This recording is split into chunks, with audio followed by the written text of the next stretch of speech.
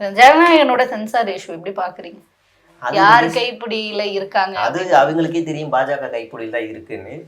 தேர்தல் தேர்தல் தேதி அறிவிக்கிறதுக்கு ஒரு வாரத்துக்கு முன்னாடி ரிலீஸ் பண்ண போறாங்க படத்தை.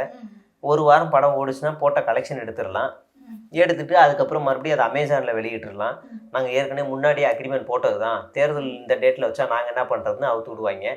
கொஞ்சம் அதிகமாக ஃபைட் பண்ணால் தேர்தல் தேதிக்கு அப்புறமா அமேசானில் ரிலீஸ் ஆகும். ஆனால் தேர்தல் ஒரு வாரத்துக்கு முன்னாடி ஜனநாயகனை ரிலீஸ் பண்ணலாம் அப்படின்னு ஒரு பக்கா பிளான்.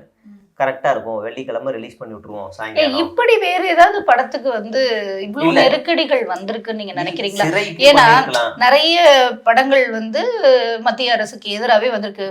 சொல்ல போனா பராசக்தி வந்தது கூட இந்திய எதிர்ப்பு, அது சொல்லவா வேணும். பாஜக அந்த விஷயத்துல எல்லாம் ரொம்ப தீவிரமாவே இருப்பாங்க. இப்போ அப்படி இருக்க பட்சத்துல அதுக்கெல்லாம் வராத இவ்வளோ அழுத்தம் ஒரு பீரியடுக்கு பராசக்தி ஒரு குப்பை படத்துக்கு வந்திருக்காங்க. சொன்னது தளபதியோட கடைசி படம் ஒரு மிகப்பெரிய வினோத் ஸ்டேஜ்ல சொல்றாரு, இது எண்டு கிடையாது, இது வினோத்தோட படமா, இட்ஸ் ஜஸ்ட் பிகினிங் அப்படின்னு சொல்றாரு. சொல்லணும் இது வினோத்தோட படமா, வினோத் எடுத்த படம்னு வச்சுக்கோங்க. நீங்க கதை திருட்டுன்றது எல்லா இடத்துலயும் வினோத் டைரக்ஷன் படம், வினோத் ரிட்டன் அண்ட் டைரக்ஷன் படம் கிடையாது.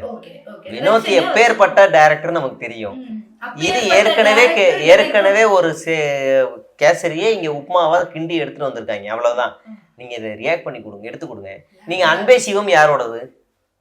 அன்பே சிவம் யாரோட கதை யாரோடது?